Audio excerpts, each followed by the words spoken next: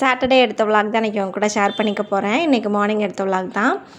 சரி நான் சாட்டர்டே தானே அலாரம் வைக்க வேணாம் அப்படின்னு நினச்சிட்டு படுத்தாச்சு. இன்றைக்கி செகண்ட் சாட்டர்டேனால வீட்டில் அவருக்கும் லீவ் தான். ஸோ எவ்வளோ நேரம் தூங்க முடியுதோ ஜாலியாக தூங்கலாம் அப்படின்னு நினச்சிட்டேன். பார்த்தா அந்த குட்டி அலாரமை மறந்துட்டேன்.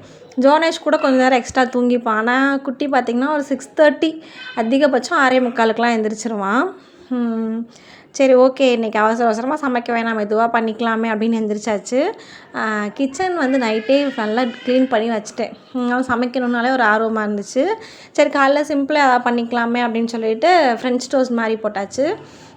வெறும் பால், முட்டை, ஜீனி கொஞ்சமாக போட்டு அடிச்சுட்டு போட்டு கொடுத்தாச்சு குட்டீஸுக்கு.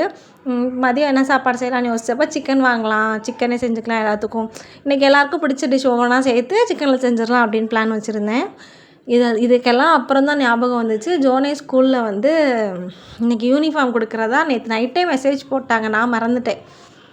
சரி ஓகே கடகடன்னு கிளம்பிடலாம் அப்படின்னு சொல்லிட்டு குட்டீஸை குளிப்பாட்டிட்டு குட்டீஸுக்கு மட்டும் கொஞ்சம் சிக்கனில் சூப் மாதிரி வச்சுட்டு தோசை ஊற்றி கொடுத்து சாப்பிட வச்சுட்டு அப்படியே கிளம்பிட்டேன் ஸ்கூலுக்கு போயிட்டு யூனிஃபார்ம்லாம் வாங்கிட்டு வந்து சின்னதாக ஜோனேஷ் வந்து ஒரு ப்ரேயர் மட்டும் பண்ண வச்சுட்டு அதுக்கப்புறம் மதியம் லஞ்ச் மிச்சம் என்னென்ன செய்ய வேண்டியது இருக்குதுன்னு பார்த்துட்டு ஜெயந்த் குட்டியை தூங்க வச்சாச்சு. அந்த குட்டி சார் தூங்கினா தான் நம்ம கொஞ்சம் ஃப்ரீயாக பண்ணுற மாதிரி இருக்கும். நான் குட்டியை தூங்க வச்சுட்டு வெளில வரப்போ பார்த்தீங்கன்னா ஜோனேஷ் அழகாக அவனோட ஸ்டடி டேபிள் எடுத்து போட்டு இந்த மாதிரி ட்ரேஸ் பண்ணிகிட்டு இருந்தான்.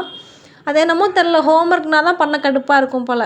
இந்த மாதிரி அவனாக எடுத்து எழுதுறது அவனாக பண்ணுறப்பலாம் அழகாக தான் பண்ணுறான். சரி ஓகே அப்படியே பண்ணட்டுன்ட்டு விட்டுட்டு நான் சாப்பாடு செய்ய ஆரம்பிச்சிட்டேன். ரொம்ப நாளாக ஜோனேஷ் வந்து இந்த ஃப்ரைட் சிக்கன் கேட்டுக்கிட்டே இருந்தான். எனக்கு என்னமோ தெரில செய்யவே டைம் இல்லாத மாதிரி இருந்துச்சு. இன்றைக்கி எப்படியோ செஞ்சு கொடுத்துட்டேன். அவன் நல்லா ஆசையாக சாப்பிட்டான். இன்றைக்கி லஞ்ச் பார்த்திங்கன்னா சோறு வச்சுட்டு சிக்கனில் கொஞ்சமாக எடுத்து குழம்பு வச்சுட்டேன். அடுத்து குட்டீஸுக்கு பார்த்திங்கன்னா தனியாக சூப் மாதிரி வச்சுருந்தேன்.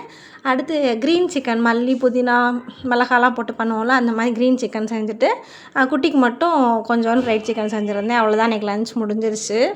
நைட்டு அப்படியே இந்த குழம்பு நிறையா மிச்சம் இருக்குல்ல, அப்படியே இட்லி ஊற்றிக்கலாம் அப்படின்றதான் பிளானு.